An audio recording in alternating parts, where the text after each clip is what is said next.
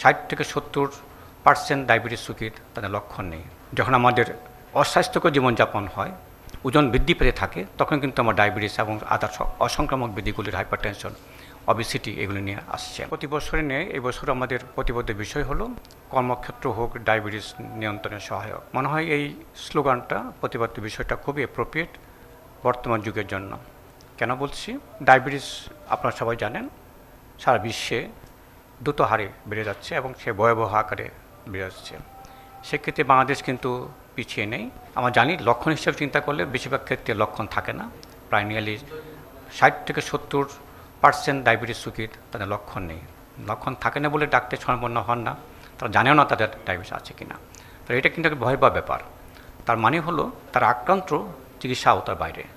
যখন তারা চিকিৎসার ভিতরে চলে আসেন 5-6 বছর পরে, উইদাউট এনি ট্রিটমেন্ট, দেখা যাচ্ছে তাদের একটা বিরাট অংশ বিভিন্ন কমপ্লিকেশন নিয়ে আসছেন।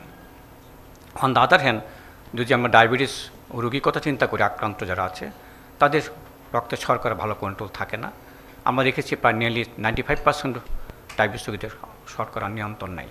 তাহলে আলটিমেটলি তারা যখন 10-15 বছর যখন পার হয়ে যাবে, তাদের একদিকে তার জটিলতা সৃষ্টি, অন্যদিকে তাদের যে জীবন শক্তি অনেকখানি কমে যাবে, লাইফ এক্সপেক্টেন্সি অনেকখানি কমে যায়, তার প্রোডাক্টিভ লাইফ কিন্তু কমে যাচ্ছে। আমরা এটাও জানি যে অ্যাডাল্ট পপুলেশন বাংলাদেশের 65%-এর মতো, এবং বেশিরভাগ ক্ষেত্রে অ্যাডাল্ট পপুলেশন বিভিন্ন কাজে নিয়োজিত, সেটা গার্মেন্টস ওয়ার্কারই হোক বা অফিসের বড় কর্মকর্তাই হোক। এটা বিরাট অংশ কিন্তু কাজ করছেন, বিভিন্ন অফিসে, সরকারি হোক বেসরকারি অফিসে কাজ করছেন। এবং দেখা গেছে যে 10-15 ঘন্টা সময় কিন্তু ব্যয় করছি আমরা অফিসের ভিতরেই। তো অফিসের ভিতরে ব্যয় করা মানে হলো একদিকে তার কায়িক পরিশ্রম বলতে কিছু নেই, ডেস্কটপে কাজ করছেন, কারণ আমাদের এখন কর্মক্ষেত্রটা হয়ে গেছে আমার মডার্নাইজেশন। তার মানে হলো আইটি সিস্টেম টেকনোলজি নির্ভরশীল। সারাক্ষণ আমরা বসে বসে অত মোবাইল বা ট্যাব অথবা আমরা ল্যাপটপে কাজ করছি, মুভমেন্ট বলতে কিছু নাই।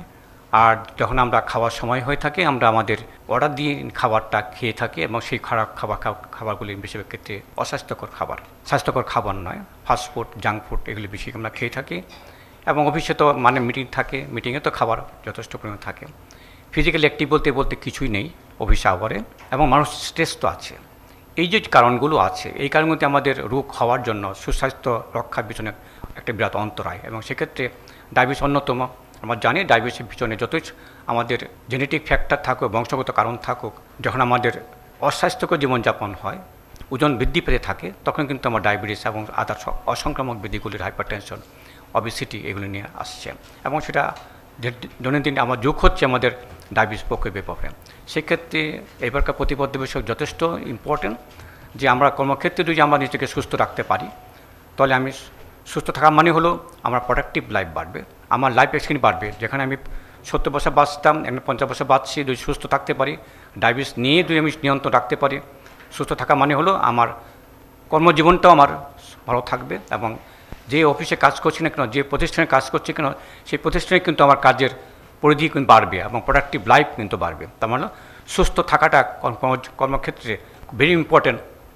যদি আমার ইকোনমিক সাইড চিন্তা করি, দেশটার কথা চিন্তা করি, তাহলে কর্মজীবনটাকে যদি আমি উৎপাদনশীলমুখী করতে পারি, তাহলে হয়তো বা আমাদের এই ভয়াবহ যে বিস্তার লাভ করছে ডায়াবেটিস এবং তার জটিলতাগুলি এবং মর্টালিটি রেট বাড়ছে, এটা বোধ আমরা ঠিক রাখতে পারবো। সেক্ষেত্রে আসুন আমরা সবাই মিলে এই কর্মক্ষেত্রটা আমরা কীভাবে আমরা সুস্বাস্থ্যকর কর্মক্ষেত্র তৈরি করতে পারি, যেখানে ডায়াবেটিস রোগটা প্রতিরোধ করা সম্ভব হয়, যাতে না হয়, এবং সাইড বাই সাইড যারা অলরেডি আক্রান্ত আছেন তাদেরকে আমরা কীভাবে হেল্প করতে পারি।